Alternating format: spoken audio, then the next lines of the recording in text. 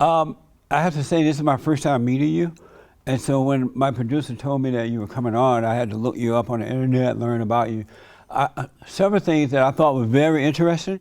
You have like what some would consider a mean, demanding personality. And so a lot of that's true. Oh, that's true. And a lot of weak people would be afraid of you, Correct. men and women. Is that personality, is that a real personality? How did you develop it? When I wake up in the morning and brush my teeth, and when I go to sleep at night and I brush my teeth, I fall asleep saying my prayers every night. Yes. Okay? I'm exactly the same. 24/7, 365. What you see is what you get. But I find that toughness works. Having high standards, setting the bar high. We're going to the Olympics, and we're not just going to the Olympics, we're going to go win a medal. Yeah. And I run right. every single day that way, and all the organizations I'm part of. I have a lecture series now. I go around to universities where I speak for free. I just spoke at the U.S. Naval Academy a few weeks ago, and it's called Wealth, Risk, Reward, Not, which means the system, not just the wealth system, is broken, but the father-son, the father-wife, the father-child system is busted. Yes. It's just broken down. And so are you tough with your wife too? Yes. How does she handle it? I keep her to high standards. But I mean, Jim Ryan, perhaps the greatest runner to ever never win a gold medal in the Olympics, told me almost 50 years ago, motivation gets you started, Danny, but good habits keep you going. Yeah. My wife and I have extraordinary habits. I haven't had to work in 35 years, yet I still work 70, 75 hours a week. Amazing. So when you first met her, your wife, you were like this. Correct. And so you would go on a date with her, you were so demanding and tough and wasn't that little beta male kind. Did she accept that right away, or she like? Well, no, but she I don't know if there are such thing as alpha females, but I mean, but she's certainly at that end of the continuum. Yeah. She's tough, but she was raised in a little caravan, like a little small mobile home park, poor, 4 people in a mobile home, not as big as this stage. Yeah. She's been working since I've been working since I'm 10, 11. She's been working since she's 11 or 12. We both had to save our money to buy stuff, to buy clothes, etc. And now the kids, max out their parents' credit cards. They do. It's unbelievable. It's amazing. Yeah. I noticed on your video when you're training or even talking about it, you're like cursing and yelling, and you choke people. In the last 10 or 15 years, you stopped choking. Yeah. But yesterday I was being interviewed in Vancouver for Vancouver television by one of my mentees who's extremely successful.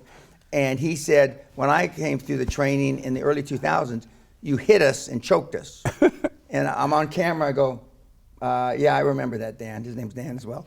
And but I did, but that works. I treat you like a boot camp. I mean, a real boot camp. When I went in the Army over 50 years ago, they beat you. Yeah.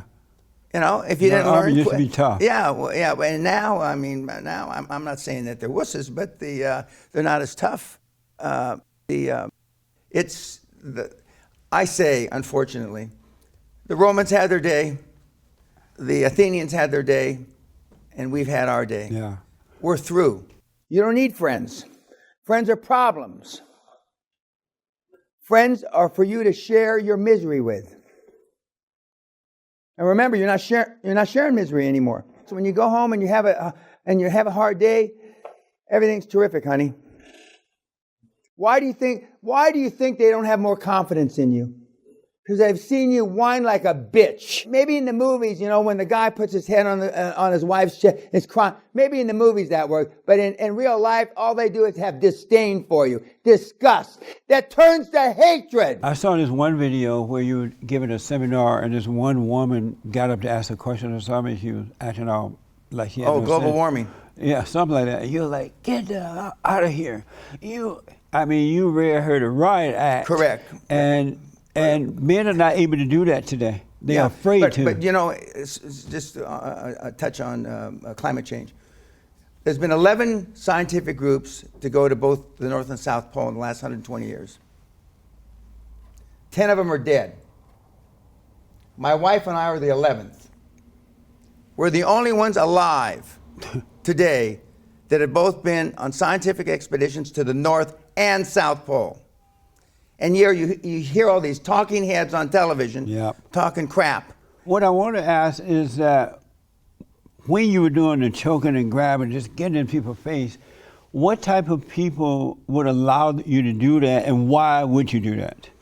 Well, first of all, when you come to my seminar, I live in a 15th century storybook castle from East LA. Yeah, I was going to ask you about that. Okay, well, and you already know, and you sign a disclaimer, you sign all kinds of paperwork. You know, now we have boxing at the seminar. Oh yeah, we just instituted in the last year. That's amazing. Because some people have never been in a schoolyard fight. Never been. No, some of the kids have never been punched in the face. Yes. And but that's what we're lacking. I mean, one of the PhD scientists that was there a few months ago who got smacked in the face by another guy, and he said, "I wasn't so bad." Of course, like the youngest heavyweight, the guy got in all the trouble. Tyson. He says, everybody's got a plan until I punch him in the face, okay? That's right. And unless you've been in a schoolyard fight, you understand that everybody's got a plan. That's right. But the people that come to me have tried everything. They've tried meditation. They've tried drugs. They've tried all the other personal development gurus. They've tried the few financial gurus like myself, and it hasn't worked. Tough love works, and I make people accountable, and they like the results. I've created over $50 billion through kids in my 25-year career of coaching. And so men and women, especially men who allow that, you did that and still do it somewhat because they need to be made to be tough? Correct. Oh, I see. No, they need to understand that toughness isn't bad. They're not going to die from being tough. They're not going to die from holding their grandson accountable. They're not going to... that's right. Then you're not going to go to hell, you know, for holding people accountable.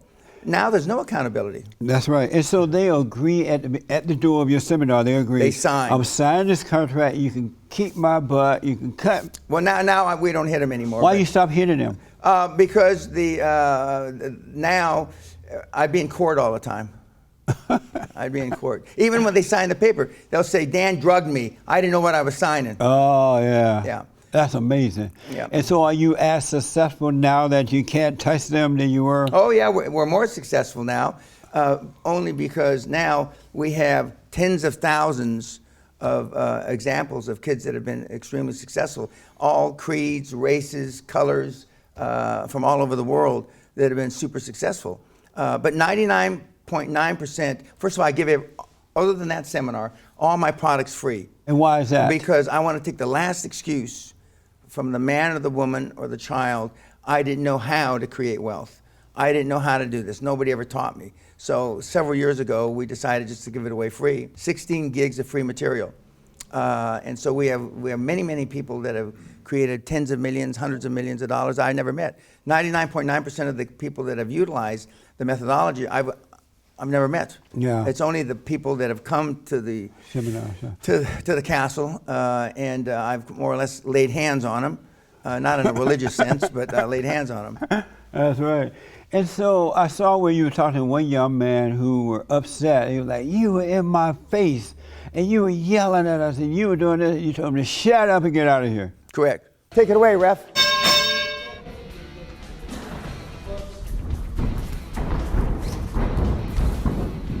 Keep swinging. Boom, boom, boom, down. And now, a word from our sponsor. Amazing. That is amazing. Amazing.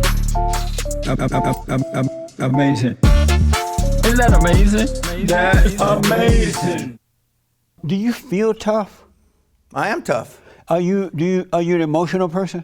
Yeah, I guess you'd say that, yeah. I And cry. You cry? What do you cry about? I cry John Wayne movies. You know? Do you? I do. And do you cry about if you broke up with a girlfriend? Not No. that you have, would you cry over that? No. Why not? Not even close. Really? Have you ever had a heartache? Oh, yeah, where my heart's broken? Because you broke up? Oh, yeah. But you wanted to My cry. first wife broke my heart. Oh, she did? Yeah. What did that feel like? I felt shitty. I mean, I can still feel, now that you mentioned it, I can still feel it. I know guys who have not had a heartache yet, so they don't know what that feels like. I've been through that. Oh, yeah, well, it's amazing. Yeah. Yeah. Just made me think of something else. When I was growing up in East LA, my dad used to say, the saying was, sticks and stones can break your bones, but words can never hurt you. That's right. That's okay. That's right. And now, words can hurt kids. Yeah. You have kids committing suicide because they're slammed on Facebook. That's right. Are you That's kidding mind-blowing to me. I totally agree, man. I mean, are you kidding me? Yeah. Okay. And he used to say, don't start fights, but if you get in a fight, make sure you finish the fight. Yeah. Okay. That's right. And so, I got in a lot of trouble. You know, I got in a lot of fights. But but in East LA, schoolyard fights were the name of the game. Yeah. I mean, and in South Central, when I was in high school, we had to play a day football game at Crenshaw because night football games were too dangerous. That's amazing. Yeah. What year was this? 62, 63. Oh, okay. Yeah. Yeah. So and the kids at South Central, and it's a black school, and they used to tease us because, you know, we didn't come with armed guards in the buses, but they used to tease us. Why don't you guys come play football with us at nighttime? Yeah, like, why do you think most men are beta males today? How did that happen? Because their fathers were beta males. Yeah. And it's like a couple.